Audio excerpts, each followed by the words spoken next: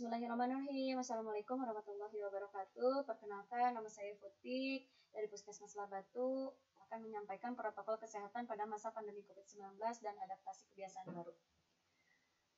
Pertama-tama akan kami sampaikan adalah pengertian dari coronavirus disease atau COVID-19 adalah penyakit yang disebabkan oleh coronavirus jenis baru. Ditemukan pada tahun 2019.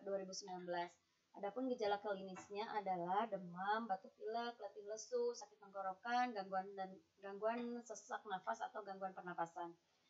Adapun cara penularannya adalah yang pertama melalui droplet atau tetesan cairan yang berasal dari batuk dan bersin. Yang kedua adalah kontak pribadi seperti menyentuh dan berjabat tangan. Yang ketiga adalah menyentuh benda atau permukaan dengan virus di atasnya. Kemudian menyentuh mulut, hidung, atau mata sebelum mencuci tangan. Nah, perlu kita ketahui bersama, sampai saat ini belum tersedia vaksin untuk COVID-19. Beralih ke mengenal warna zona wilayah infeksi virus corona. Yang pertama adalah wilayah yang belum terkontaminasi dengan kasus atau tidak ada pendatang dari wilayah yang terinfeksi, disebut zona hijau. Yang kedua adalah zona kuning, wilayah yang terdapat beberapa kasus penularan lokal tanpa adanya penularan dalam bentuk komunitas. Yang ketiga adalah zona orange, daerah yang telah melaporkan kasus namun tidak ada lonjakan kasus positif dalam waktu dekat. Lalu yang keempat adalah zona merah, wilayah dengan banyaknya kasus yang terkonfirmasi atau dikonfirmasi. Pada zona ini, kebijakan lockdown mulai diberlakukan untuk menghindari bertambahnya kasus dan korban akibat penyakit menular. Nah, yang terakhir adalah zona hitam. Beberapa daerah di Indonesia menggunakan pengkodean dengan zona hitam. Artinya di wilayah tersebut kasus infeksi dan penularan COVID-19 sudah sangat banyak sekali dan adanya lonjakan kenaikan kasus per hari. Tetap tenang menghadapi COVID-19, tingkatkan daya tahan tubuh dan lakukan protokol kesehatan. Yang pertama adalah pakai masker bukan hanya untuk yang sakit saja. Lalu bagaimana cara menggunakan masker kain? Yang pertama adalah bersihkan tangan, cuci tangan pakai sabun, lalu masker harus menutup bagian hidung dan mulut. Seperti ini ya. Jangan menyentuh masker di saat digunakan. Lalu bagaimana cara membukanya? Buka dari bagian belakang. Saat membuka masker, hindari menyentuh bagian depan. Setelah selesai, kembali bersihkan.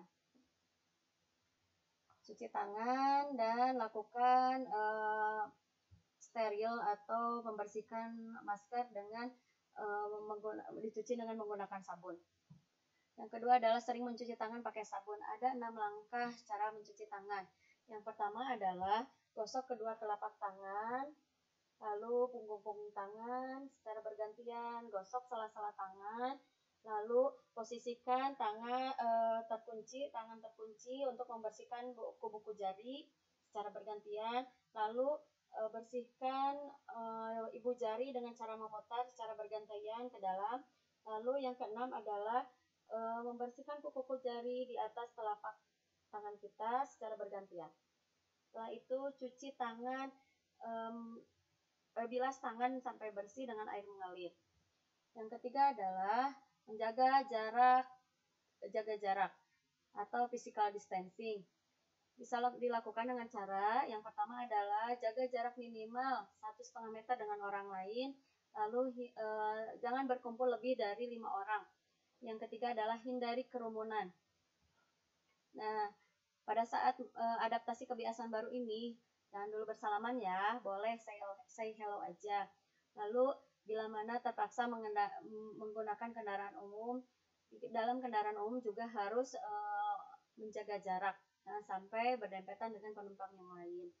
Lalu setibanya di rumah, jangan lupa mandi yang bersih, lalu cuci pakaian dengan menggunakan deterjen. Nah, supaya kita tetap sehat, kita juga harus mengkonsumsi gizi seimbang. Apa sih gizi seimbang itu? Gizi seimbang itu terdiri dari makanan pokok, misalnya nasi atau karbohidrat ya, kentang, boleh roti, singkong, lalu ada sayuran dan buah-buahan serta lauk pauk. Nah, yang kelima adalah aktivitas fisik. rekomendasi aktivitas fisik bagi remaja di luar lingkungan sekolah adalah melakukan aktivitas fisik dengan intensitas sedang sampai kuat, misalnya 60 menit, minimal 60 menit per hari. Contohnya jogging, bersepeda, atau mungkin di rumahnya ada kolam renang, boleh berenang. Tapi kalau misalnya tidak ada, boleh jogging, boleh bersepeda. Nah, banyak sekali manfaat aktivitas fisik pada remaja. Yang pertama adalah meningkatkan pertumbuhan dan perkembangan sistem saraf. Yang kedua adalah mempertahankan dan mengontrol berat badan supaya tidak obesitas. Yang ketiga, membantu dalam perkembangan kehidupan sosial, lebih percaya diri dan berinteraksi sosial. Lalu yang keempat, menjauhkan dari tingkah laku yang tidak baik bagi kesehatan, seperti merokok dan minum minuman beralkohol. Tidak boleh ya. Lalu yang kelima, meningkatkan pengetahuan dan kecerdasan loh. Lalu yang keenam, meningkatkan kreativitas, produktivitas, dan prestasi akademis. Yang keenam, meningkatkan kemampuan dan keterampilan tubuh. Yang terakhir adalah meningkatkan proses pemadatan tulang. Nah, olahraga banyak sekali macamnya ya. Yang penting beraktivitas baik di dalam rumah maupun di luar rumah, di pekarangan misalnya, kita tetap berolahraga. Nah, selalu update informasi tentang COVID-19, terus jaga tubuh supaya sehat dan fit.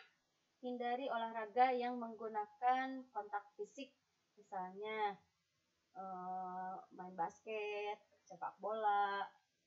Lalu setibanya di rumah jangan lupa segera cuci tangan, mandi, dan berganti pakaian, dan bersihkan alat-alat olahraga, lalu handphone, kacamata, tas, dan barang lainnya dengan cairan desinfektan.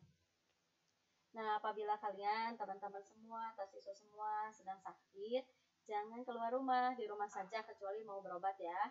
Lalu bila mana sakit batuk, ada etika batuk. Yang pertama, gunakan masker.